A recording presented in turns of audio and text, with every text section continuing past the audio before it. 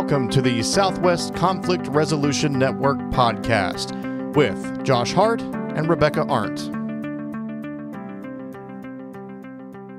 Hello and welcome to the show. I am Josh here with Rebecca Arndt. Rebecca, thank you so much for joining us today to talk about, you have a concept called conflict through the looking glass.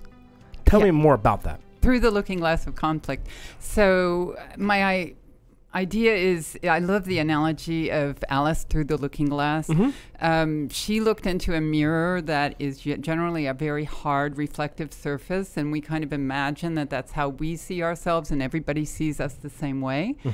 But in fact, when she kind of went through it, it suddenly dissolved into something kind of soft, and when she went into the other world, she realized it wasn't quite exactly the same thing. And I think in conflict, the opportunity of conflict is to learn more about that world, the way other people really see us, and beyond what we imagine in our conscious mind as to who we are and what we think. Is this something that you help people realize or that you teach? Because you and I both have similar backgrounds. Right. We both went through the SMU program for conflict management. And this is definitely something that different from what I've done kind of on the side for conflict management. So tell me, how does that process work? Well, I am a mediator. I'm a volunteer mediator. I've been mediating for 10 years since I went through the program at SMU. I mediate at the DRC downtown and also at the SMU Mediation Clinic. I also have been doing international mediations because I'm trained in cross-border family cases in the cases of child abduction in Europe in particular, because I spend half my time in France. Oh, wow. But I also am a conflict coach. And all of this, I do this. I've been doing this for 10 years, actually mostly volunteer because I love it. I had a full-time job. I have good salaries, so I just haven't quit my job yet. And I'm still doing this because it's taught me so much about myself. And I think that's the opportunity of conflict. And I think it's hard to see that when people ask me, what do you do? I say, well, what I really do, what I love doing is family mediation. Oh my gosh, divorce mediation? Oh, that must be horrible. And in fact, it can be very hard because when we get in that conflict cycle and that dynamic of conflict, it can be very painful and it's threatening and people hurt and they try to protect themselves. But conflict, if you take the assumption that conflict happens when people perceive that their values, their needs, and their identity is being challenged or undermined or not respected, then you can look at the values, needs, and identity and focus on that. And that the opportunity is that we learn more about ourselves and others, and we gain insight into who we are and who others are. And that's the opportunity of conflict. And whether it's in mediation or conflict coaching, searching for that other side, that through the looking glass, that's kind of where the whole concept comes in. Sure. That's one of those things you were saying, how hard it must be to doing family conflict. And that's actually one area that I don't touch because it is really difficult because there's a lot of emotion involved with that. And I know for me, I tend to stick with more business situations, and I tend to stick with more of those kind of things because with the family conflict, I have just found that it gets way too raw, way too fast, and it takes forever to get down to a point where they go, okay, I'm willing to have a conversation. Because you're right, of all the hurt and all the pain and all of the emotion that goes into it. Because when you insert emotion into a conversation, logic and common sense tend to leave, and so you don't have those two parties together. It's either all emotion or all logical. And so depending on which party is involved, I just find it just way too taxing for me to get involved with. So I am very, and I admire the fact that that's what you not enjoy doing, but that's what you have chosen to focus on. Well, actually, the more I get into mediation, the more I started with civil only, and I like the depth of family and the importance of relationships. And that's where I think the opportunity is in learning more about ourselves, because I see people struggling to figure out in their own mind where they need to go, and what they really want. And most people are in conflict, conflicted in themselves. And we're all complex people. We're not just simple, it's this or that. Yeah. And that's where logic is important, but it's also important to go further. So some of the ways I think that if you look at there's a few, like if you go back to the analogy of the Alice through the looking glass, she got out and she went into a garden and she went across this big checkerboard. And so there's different steps that we can take that can help you go beyond that fear of the emotion and that fear, because what happens is if we don't break that dynamic, that conflict cycle, where somebody feels threatened, somebody feels betrayed, and they attack. You attack or protect yourself, and then that attacks. The other person feels threatened. We go into this spiral of a conflict kind of dynamic that escalates and escalates. Yeah. So one thing I really like is William Ury recently wrote a book. His most recent book was in 2015, unless he's had one since, but that's the last one I saw. And it's getting to yes with yourself. And what he says is that we are generally the biggest obstacle ourselves to getting what we want in a difficult situation or in a negotiation, because we get caught up in this kind of cycle of what's happening in the negotiation. And he also says that the most important quality for a negotiator is the ability to put themselves in the other person's shoes. So I think that mutualization, that be able that visit to the need or the ability to go beyond where I am, is really important in getting out of that conflict cycle, that scary thing that that happens in family, also in business negotiations. People can become very emotional. Yeah, I remember you're talking about that getting to yes moment. I can remember doing a mediation. Again, I don't do many mediations. I went into the field thinking, hey, I want to be a mediator. And the one thing I learned about the 40-hour class was that I don't want to do mediation as my job, only because I did that, you do those practices and they're, you do like a 3 or 4 hour practice, and they were so draining, mentally and emotionally draining. I thought, man, there's no way I could do a whole day. If I can't get through 3 hours, I can't get through like 9. But over time, like everything else, you build up your endurance where you can handle it. And I remember I did a half-day mediation about a year and a half ago, and one of the people there was really dug in on what seemed like logically from a third party. When you're up on the balcony, it seemed like a nothing issue. And so there's more to that topic. Right. And so you had a little sidebar, and I don't think a lot of mediators would approve of my style, because I'm much more kind of in your face. But I was like, what are you trying to do? Like, what do you want? Because what you're doing right now isn't going to get you to the action that you said you want. So what do you really want? Because you're not acting the way that you should be acting if your end result is the same as it was at the beginning of this session. And it was that kind of verbal jab that got him to go, okay. And then he was able to open up then and be, here's what I was really trying to get out of this. And it came down to, she's mean, she's hurtful, and I don't want her to have her way. And so I was okay, well, is her not having her way more important to you? Because it's all about you. Is it more important to you than you not getting a resolution? Is it not getting to a place where you can say, hey, we can both be free?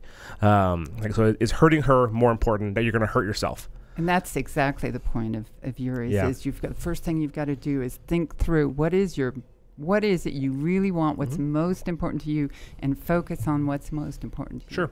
And that's one of those, I think, just realizing that, that's what everyone kind of laughs about when they go, oh man, Josh, you must be a hippie if you practice conflict management. And I'm not. But I think it's one of those deals, understanding what you're doing is important. Right. Being in conflict management doesn't mean you're always taking the passive side and you're keeping quiet, you're not raising your voice. It doesn't mean that. It means that I am aware of what I'm doing, and I'm doing it for a controlled reason. I want an outcome to happen, and if that means to escalate, I'm fine with that. I'm fine with being in that fire. I'm fine with being in conflict, and a lot of people aren't. And so that's why when they get in conflict, it's that fight or flight. And so being in control of what you're doing is the most important part of being in control of conflict. Yeah. You make me think about it. One of the second squares I wanted to get to, which was there's a guy named Marshall Rosenberg. Marshall B. Rosenberg was actually a very he's done a huge amount of work in conflict management around the world. He has a book called Nonviolent Communication. I always forget the end of it. A Language of Life. And I think the thing that struck me most about what he wrote is he says there's four things, really four ways you can four things you can do, four ways you can act if you feel in conflict, if something happens and you feel conflicted. You can, one, blame yourself or blame the other person, which is easy. Oh, that guy's really an idiot. Or, oh, I should have known that. I'm so stupid. But what that does is it keeps you in that conflict dynamic. Sure. That's escalation. Mm-hmm. There's two other things you can do. You can look at what needs I have that are not being respected. What's going on? What is it I'm really needing? Why am I feeling this way? Why do I have this, reaction?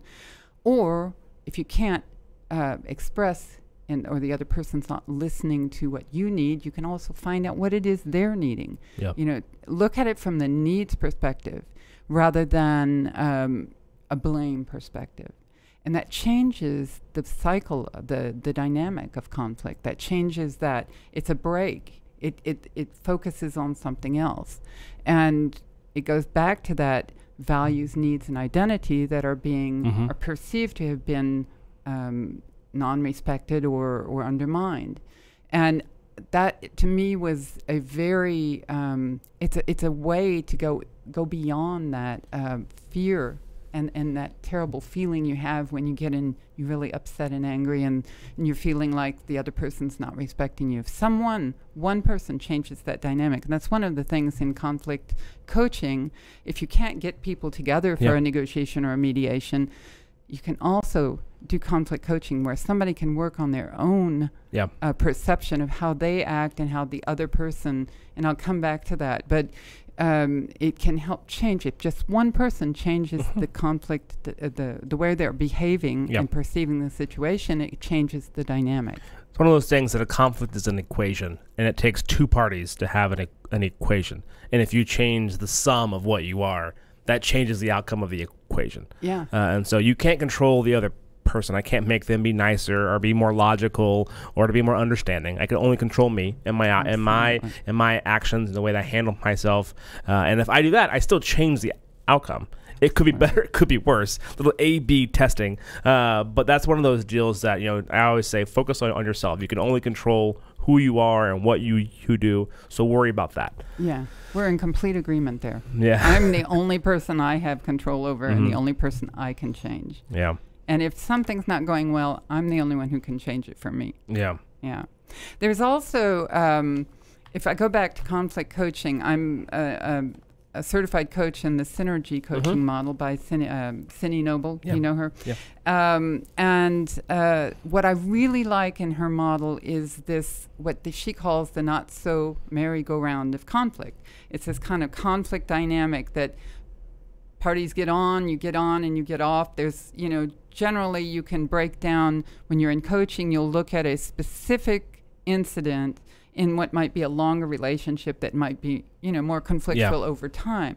And you start with what is the precipitating element? What is kind of the precipitating situation? What is, what might have gotten things started? And then what is the trigger? What is the thing that really started you feeling internally conflicted? Because the whole first half of it is just your internal feeling of conflict. And then you look at, what values have been, are associated with that trigger. Yeah. What did that trigger in you that has a value that was not being respected, or that is important for you that was not happening? What are your needs, and what is your identity? What part of your identity is being threatened by what you're seeing happening, by the experience you're having? And then you go into what is the impact on yourself, how did that impact you? And then always relating back to this trigger, kind of to really get down into how does that feel for you? What is it really happening inside of you? And then you go with if there was a boundary that crossed it and became an external conflict, what are the consequences? And then you think back on that and reflect kind of what insights are gained from looking into it. But the most important part is you go back through this for the other party. Yeah. And start really putting yourselves in their shoes. And that's not an easy thing to do. But once you do that, and I've used this model on myself, you can actually, once you know the model, use it on yourself, and it can completely change how you're seeing the other person, and you can gain insights. And that's the opportunity of conflict. It's if people can, if we can see conflict as an opportunity and not as just a frightful, hard, scary thing that's very uncomfortable, it can help us grow. It's one of those things, that not so merry-go-round that you're talking about. I think you can Google that and find like an image that kind of shows you. So even if you don't go through the class and you're not certified, you don't have the time to hire a coach to come through and walk you through that situation. I know that for me, it was good to have, because I know a lot of people say, oh, I love putting myself in the other person's shoes. But that's really hard to do, especially if you're mad at that person. It's really easy to go, well, here's where I made a mistake. If I'm the other person, and you kind of put yourself in your with your lens and try to put their shoes on. So it makes it difficult. What this does is it asks you specific question. How does this person view this? What was this person probably feeling? And it makes you answer really tough, pointed questions about the situation. And if you're being honest, it gives you a different outlook. I think that's one of the things that I found most useful from that not so merry-go-round trait. And one of the things that I don't do any conflict coaching, but I definitely use that tool a lot in doing conflict mediation and those kind of things. Like I use a lot of those tools. That's one of the things I love about SMU's program. Is I don't use any one tool in particular more often than not. I use kind of like, I have my little tool belt. I have this I can pull out and this I can pull out. So each case is always a little bit different, and each situation, whether it's coaching on the side with an exec who's having a problem with his staff, or whether it's coaching with a person who is getting ready. I guess that would be conflict coaching. I do some of that. If they're getting ready to have a hard conversation, I do some conflict coaching. I just don't call it that, but yeah, that's exactly what that is. It's always helpful to have those exact questions instead of just saying, hey, pretend to be the other person. It gives you exact things to ask yourself that forces you to open up. Right. And I think if you've gone through coaching experience and you really have that experience of what it's like to have somebody listening to you that is not guiding you, but accompanying you, asking questions that help you search inside yourself, it is more than just looking at a model. It's that that questioning, that skill of knowing which questions to ask, or finding the right questions that help somebody look further. Because like you said, when you're upset or angry, it's hard sometimes to see. And, we all have limits. We all see things from our cognitive kind of biases, number one, but also our experiences in life, how we interpret things, how we live things, who we are as people, our culture. There's so many things that shape how we experience and how we interpret things. And a neutral person, just like in mediation, a neutral person who's not there to guide you or to direct you, but to accompany you and help you find the way. Your way, not their way, but your way. And that's where I think conflict coaching is really helpful. And it's once you've experienced it, you understand then what the coach does, which is a little bit more than just looking at a model. It's one of those things. I was having a conversation with someone a few weeks back, and they were talking about, I would never go to a counselor, or I would never talk with someone about like conflict. I can always handle, my wife and I were fine, or my friends and I were fine, or my family and I are fine. But for me, I think this program, the master's program, even if I never did anything in the world of conflict management, was worth every penny that I spent, only because it helped me. It helped me understand why I do what I do, like things I didn't even know I was doing. That when you kind of look back, oh man, I'm handling this wrong. And it makes things that, you know, after that my wife and I had a kid, which adds a huge stress to our relationship, and all of those different things. I think that if it hadn't been for those classes, I would have handled myself much differently in those situations. And so it's one of those deals that I think it's important. You know, if you don't want to see a counselor, fine. But talking to someone about conflict is one of those, like, just basically it's a friend. You're sitting down with a friend and you're opening up about, hey, I'm having a problem with this. And, you know, I often find that a lot of the times I was having another chat, they were saying, hey, this person acted so irrationally. I don't understand why they did what they did. And I was like, you know, it's one of those things that it's never really in that moment of why you reacted. Like it's sometimes it could be, but a lot of times when it's a really out of the ordinary situation, often what you find is that problem actually goes back weeks, months, years to a trigger or something, and they've been dealing with it on their own until they can't any longer. And then that's when you have that explosion, whether they were yelling or whatever it was. You have that explosion of an out of character reaction. And so talking with someone before it gets to that point really helps you go, oh, hey, you know what, I was having a problem because I was mad about this. And those kind of things, I think, is what makes conflict coaching so helpful. Yeah, and it's not counseling. It's really important. People ask me sometimes, well, isn't that close to counseling? It's the same way in mediation. Transformational mediation is not counseling, and it's important to know the limits. You're not guiding. You're not giving people goals. You are accompanying them. Yeah, that's one of those deals, because I know that counseling was right upstairs. Counseling is much more for, hey, I need help getting somewhere, whereas for a conflict coach, it's, hey, you need help getting somewhere, but we're not telling you what to feel. Of course, you're also not laying down on a couch somewhere, and we get paid a whole lot less. So, but it's one of those deals that we just help you kind of see, you know, what was there all along and in front of you. We just ask the right questions at the right times that open up doors for you to walk through to see a bigger picture. Yeah, and help give feedback sometimes in a way that people can accept, that helps them see what is not helping them get to their goals. Sure. Yeah. So there's another square that I wanted to introduce that's I went through a program that comes out of Colorado. It's Mediators Without Borders. It's not the Beyond Borders, Mediators Without Borders. And it's a program that was put together by two people. One was a psychologist and the other one was a mediator. And it's they've got a book called Touchstone Skills for Communication. The two people are Shauna Reese and Jenna Murphy.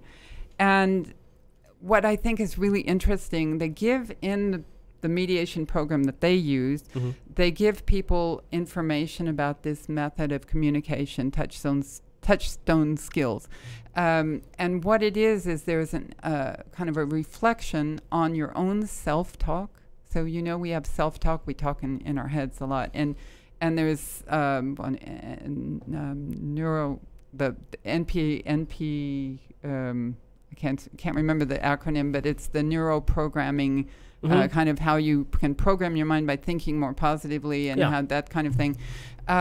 If you stand up tall and straight, you feel better about yourself, those kind of things. And if you listen to your own self-talk and then kind of reflect it outside. So first they use three skills that are used in mediation a lot. Questioning, so asking inquisitive kind of questions, not questions to make sure somebody gets to a certain place, but questions to try to understand better. And you can ask yourself questions, well, where does that come from? And why am I saying it that way?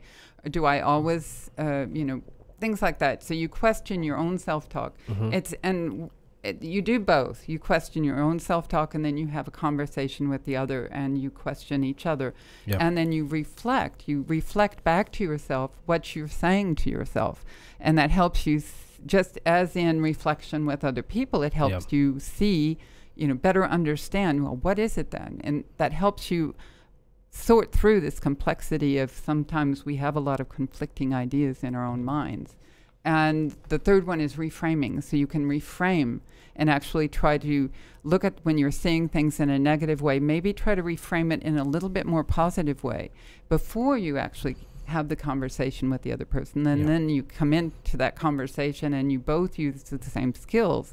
And I think it's a really interesting, I haven't seen it here in Texas very much. And I think it's a really interesting approach to use that goes back to that opportunity that we have to get to know ourselves better and to get to know others better and to gain insight through conflict, going through that process instead of butting up against it. Exactly. You know, that hard mirror. I can't get through it. And where is everybody? I'm right here, and this is what I should look like. Yeah. You know? Is there a website people could go to if they wanted to? Yeah, if you Google Mediators Without Borders, they're based in Colorado. You can also Google Touchstone Skills for, obviously, for the Cine Noble. Synergy is CINERGY. And then do you have your own website as well? Yes, I do. Paz Seeker. It's P like Paz and peace. PAZSEEKER.com. .com. And I want to give a quick shout out to the Southwest Conflict Resolution Network. I know if you're involved in any kind of peacekeeping, whether it's a hobby right now or whether it's a full-on job that you're doing, and you're not aware of this network, we're based here in Dallas. They meet once a month. They bring in speakers. It's a kind of a community where all like-minded people are there from all different ranges of the spectrum of mediation to full-on change management. You have a lot of people under one roof, all with the same goal, and that's to make people's lives easier through helping find peaceful resolutions to life's problems.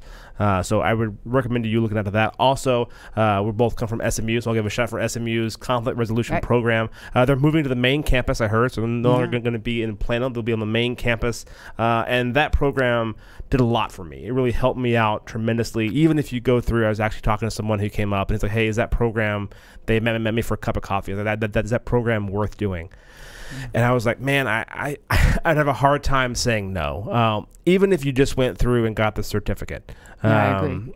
Just a certificate, you could handpick a couple of classes, and really, if you never do anything with it financially, it means a world of difference to you personally. In my personal journey of growth, and I learned way more than that than I did all throughout college in general for me. So I would recommend seeking that out, and that's going to be smu.edu, and you can just look for the conflict program. Dispute resolution. Yeah.